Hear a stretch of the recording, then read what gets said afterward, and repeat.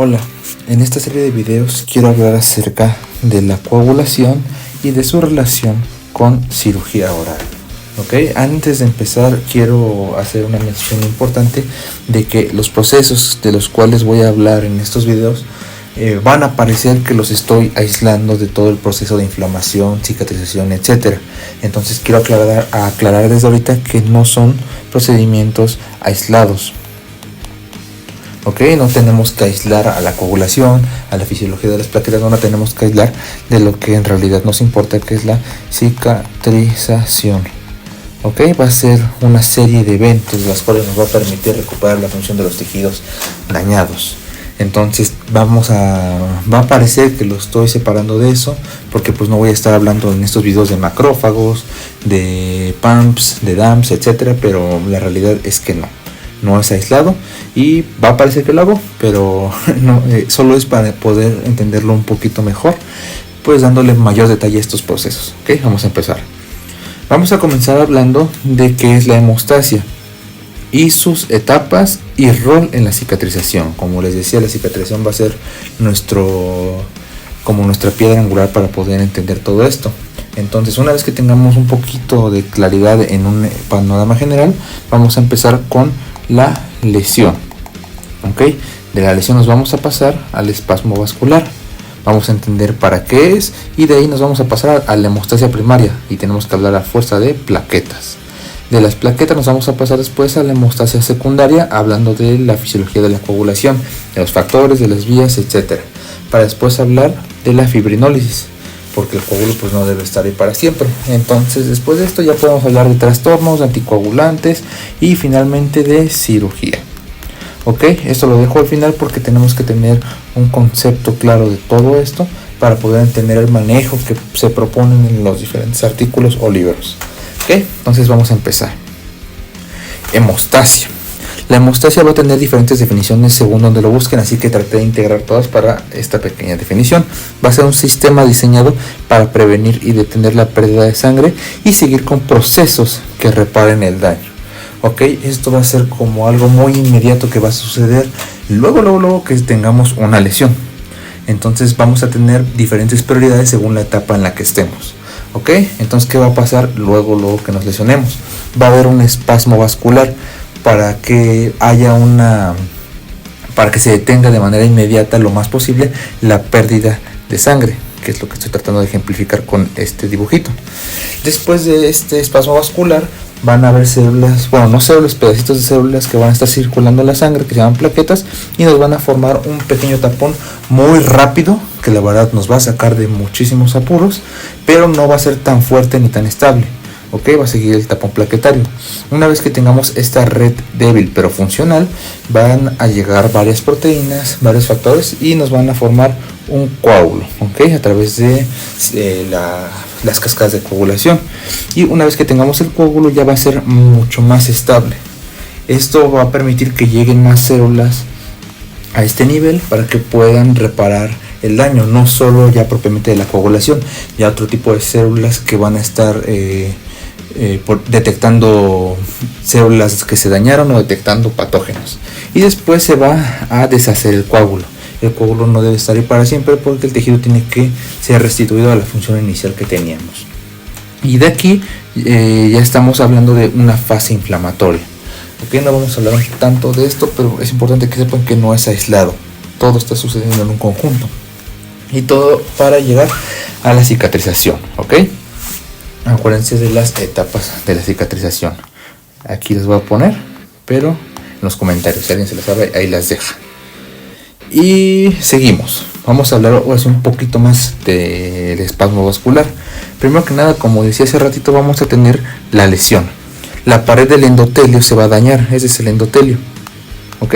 Ese es el endotelio. Se va a dañar y va a liberar contenido que normalmente no debe estar ni en contacto con el vaso ni en contacto con el medio extracelular. Entonces todas las células que se dañen van a liberar el contenido que tenían adentro. Y esto va a causar un espasmo vascular, que va a ser una respuesta hemostática inmediata y va a reducir el flujo local y la pérdida de sangre. Y de estos tenemos dos vías para que suceda. una parte que es neurogénica y una parte que es miogénica, ¿ok? Eso tal vez parezca un poquito difícil de entender, pero lo voy a tratar de hacer fácil. Entonces, como decíamos, la lesión vascular va a provocar la liberación de componentes al espacio extracelular, lo que desencadena el espasmo vascular. Esto puede ser, como decíamos, por esta vía de acá. ¿Qué va a pasar? Las terminaciones nerviosas van a estar excitadas, lo que va a hacer que liberen neurotransmisores como la noradrenalina. La noradrenalina se va a ir a los receptores alfa-1 adrenérgicos que están en el músculo liso vascular. ¿Esto qué va a hacer? Va a activar o va a hacer una señalización de proteínas GQ que van a activar a la fosfolipasa C. La fosfolipasa C lo que va a hacer es movilizar calcio, todo funciona con calcio, y esto a su vez va a activar la cadena ligera de miosina, ¿ok? Y esto nos va a propiciar la fosforilación de la misma y la contracción del músculo liso. ¿Ok? Eso es por la parte neurogénica, pero va a haber una parte que es miogénica, que va a ser independiente de los neurotransmisores. Esto nos va a hablar de canales mecanosensibles como esos que les estoy poniendo aquí. ¿Ok? Los pueden buscar, hay muchos artículos que hablan de esto, pero lo que quiero hacer énfasis es que va también a movilizar calcio. ¿Ok? Si se fijan, estamos llegando a dos procesos muy similares por dos diferentes vías, y al movilizar calcio lo que va a hacer es lo mismo. Vamos a llegar a la contracción muscular, pero estos van a estar mediados por neurotransmisores, y estos van a estar mediados más que nada por una respuesta al estiramiento de la pared vascular. ¿Ok? Entonces así es como va a funcionar el espasmo vascular. Una vez que el espasmo vascular o la vasoconstricción sea dada, pues va a haber un control inmediato, no muy eficiente, pero sí inmediato, de la pérdida de sangre en el sitio de lesión. ¿Ok? Después de esto tenemos que hablar de las plaquetas. Las plaquetas van a ser súper importantes. Entonces, ¿qué vamos a tener? También hay muchos canales que hablan de esto y lo explica súper bien. Entonces, si no me entienden a mí, pues vayan a verlos. Me basé mucho de sus videos para poder explicárselos. No me acuerdo de los nombres ahorita, pero los pongo en la descripción, como siempre. Entonces, ¿qué vamos a tener aquí? Vamos a tener a la plaqueta. La plaqueta se va a definir como fragmentos limitados por membrana. Esto de aquí. Fragmentos limitados por membrana sin núcleo, que van a derivar del megacariocito. Una pregunta que a cada rato se formula, ¿no? La vida media de las plaquetas van a ser de 7 a 11 días más o menos, y van a tener una estructura discoide de 2 a 3 micras. Y antes de hablar de cómo se da el proceso de liberación de las mismas, vamos a tener varias descripciones de cómo están compuestas. ¿Ok? Primeramente vamos a tener una zona periférica y una zona estructural. Todo esto nos va a servir para entender cómo funcionan, si no, no se los estaría diciendo. La zona periférica va a tener una capa de glucális, ¿ok? Y esto va a tener proteínas. Y las proteínas nos van a servir muchísimo para entender la adhesión y la activación de las plaquetas. La parte estructural, pues básicamente van a ser microtúbulos que le van a dar la forma de la plaqueta, ¿ok? También está descrita una zona membranosa que va a tener sistemas canaliculares. El sistema canalicular abierto simplemente se va a referir a la membrana que no participó en la subdivisión del citoplasma del megacariocito. Okay, si se fijan aquí, lo dibujan como esbozos. Esto es del Ross, del libro de histología del Ross. Y también tenemos un sistema tubular, denso. Y este nos va a hacer referencia a depósito de calcio. El calcio va a ser súper importante, así como veíamos en el espasmo vascular. Aquí también va a ser súper importante el calcio. Aquí para la contracción y aquí para la mediación de la activación y de la adhesión y todo eso de las plaquetas. Entonces, ¿cómo se va a regular todo lo de la liberación de las plaquetas? Vamos a tener esto es súper importante, la trombopoietina. No confundirla con la eritropoietina, que era algo que me pasaba mucho. Esta va a estar producida por hígado y por riñón. Y la trombopoietina lo que va a hacer es llegar al megacariocito. El megacariocito va a estar ubicado en la médula ósea. Entonces esto lo que va a hacer es regular cuando nos hagan falta plaquetas, pues producir más, y cuando ya estén bien, pues ya no producir más. Y algo súper importante, los niveles normales de plaquetas van de 150 a 350,000. Ok, este es súper importante y lo preguntan a cada rato. Ok, y para qué o cuáles van a ser las sustancias que van a estar ayudándonos para el funcionamiento de las plaquetas. Entonces imagínense, si ya se liberaron las plaquetas, van a llegar al sitio de la lesión y se van a apoyar de unos gránulos que están ubicados en la zona de organelos de la plaqueta. Estos son los gránulos alfa que van a tener todas estas sustancias. Ok, esto nos van a ayudar mucho con la fase inicial de lo que viene siendo la activación plaquetaria y la vasoconstricción. Y pues también vamos a tener gránulos densos, que lo que va a hacer también es ayudarnos con la vasoconstricción, como la serotonina, por ejemplo, con calcio y con otras sustancias. Y finalmente tenemos los gránulos que van a funcionar como lisosomas, o sea, se van a ayudarnos a reabsorber el coágulo. Entonces, ya que tenemos los gránulos, las plaquetas pues ya cumplen su función. O hay plaquetas que nunca se usaron y van a ir a morirse al vaso. El vaso lo que va a hacer es detectar las plaquetas que ya están viejitas y pues les va a dar cuello. Entonces, una vez que sabemos más o menos de qué van las plaquetas, vamos a comenzar con los procesos cuando ya las empezamos a ocupar. Ok, entonces, ¿qué vamos a tener?